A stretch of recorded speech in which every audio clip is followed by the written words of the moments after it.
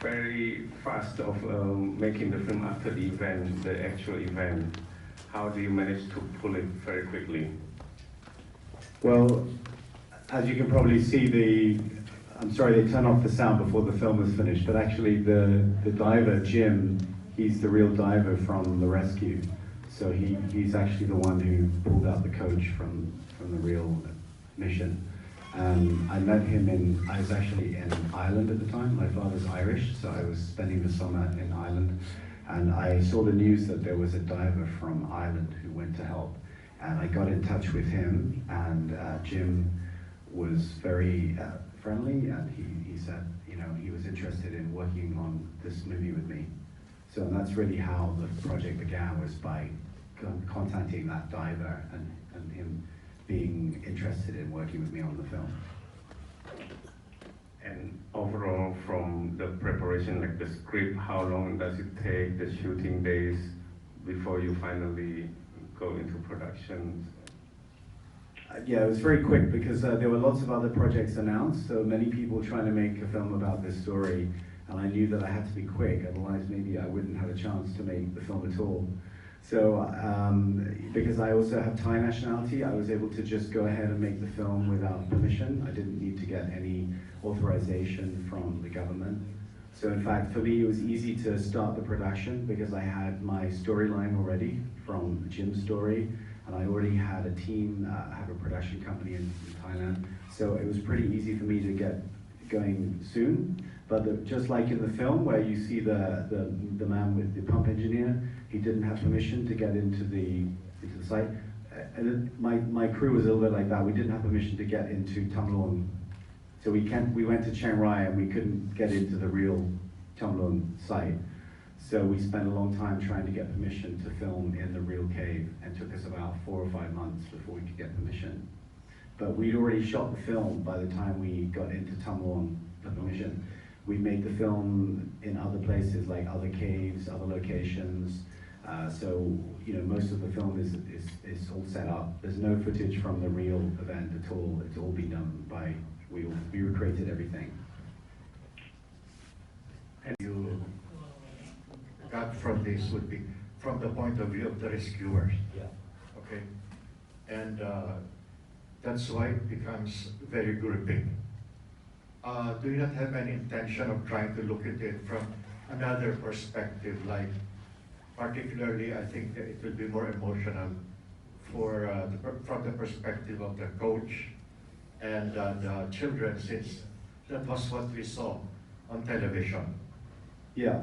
Well, actually, I wasn't allowed to interview the coach or the boys or any of the relatives, because the Thai government, they decided that they would keep the rights to sell to the highest bidder. And so they ended up selling the rights to a company called SK Global, which company that made Crazy Rich Asians. And they're developing a series with Netflix now. So I wasn't able to concentrate any of the story on the kids, or the coach, or the relatives. So the only choice I had was to tell the story from the rescuer's point of view. And I thought that would be a better approach for me, actually, because I think the film would have been different. It was 12 boys stuck in a cave with their coach. I think it's a completely different movie, a completely different story. So this, for me, was a film about unsung heroes, you know, about ordinary people who became heroes. Okay. Questions. First, what is the hardest part in making the film?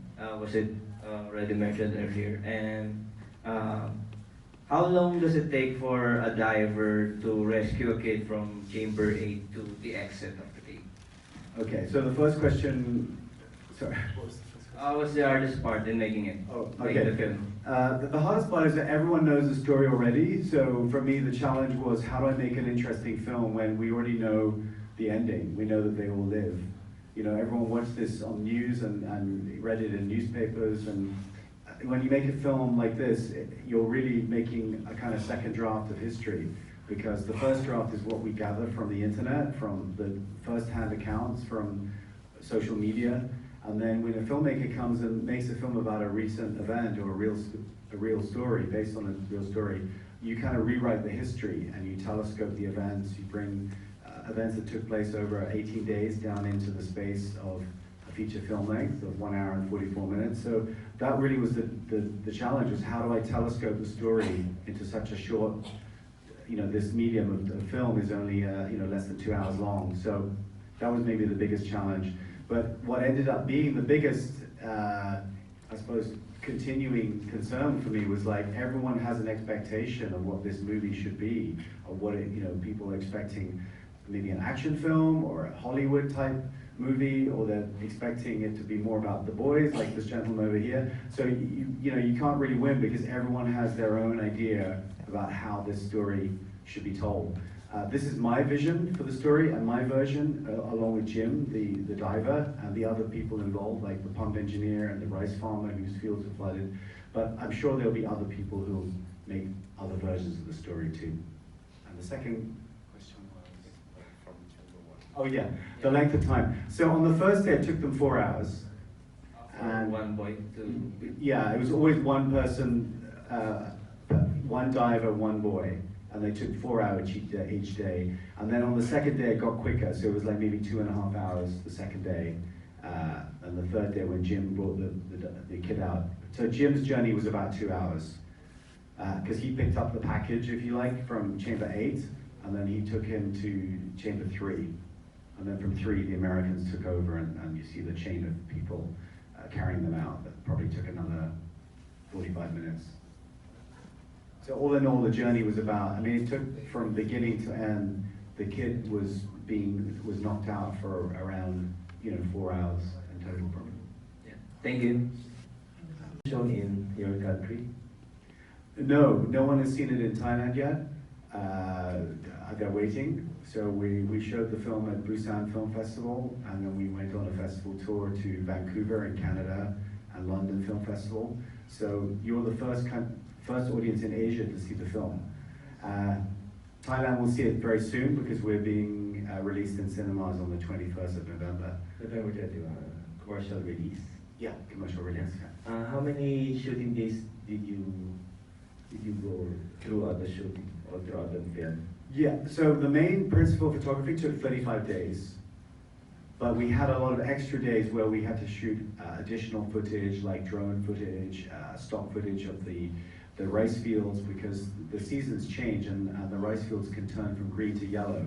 So we had to shoot all the green fields earlier, and then we had to go and shoot extra scenes afterwards when we got permission to shoot at Tamlorn Cave. So in fact, I can't count the additional days, maybe another 10 or so. So altogether maybe 45 days. Did you have any support from your local government? No. Aside from for the funding and all? The only thing that the government did to support me was to not stop me from making the film. Congratulations. On the 33 miners who were trapped in Chile, in any way influentially making the film? Actually, no, because I saw that movie and that was really, you got to know the characters, you got to know the people inside, and I knew from the beginning that I would not be able to access the kids.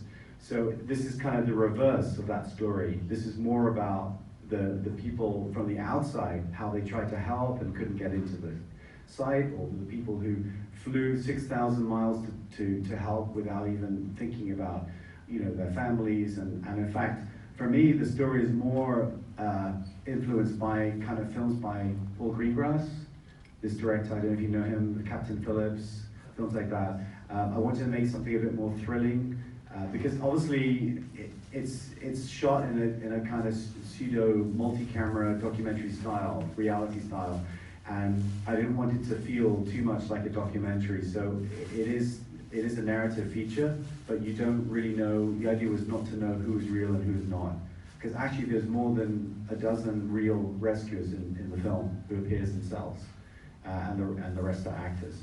But the idea was to not to know who's real and who's not real.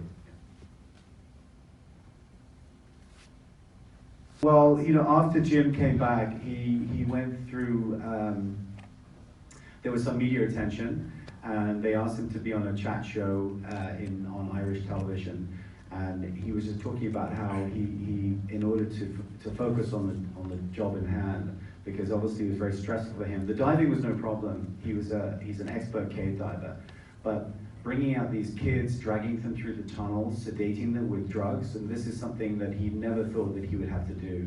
So he was really just talking about how he remained focused during that job, and the chat show host sort of said how in awe he was of him. And then on the Ellen show, you saw the kids chatting to her. So they didn't realize that there were so many thousands of people waiting outside. And they only realized when they went to the hospital that all these people, the media attention that created. So, yeah. Sorry about that. It was a nice ending to the film, but it got cut off. Would it be a film about 5 or 6 years from now on the kids who were trapped inside the mountain? I would if I could, but the Thai government already sold the rights to Netflix, so you'll have to subscribe to Netflix and watch the TV series they're going to make. This film is the expectation of the audience, because you all have an idea of what you think this film should be, because it's a sub-story that everyone knows. So trying to stick and remain focused to the vision was really a big challenge for me, and one that I don't usually have.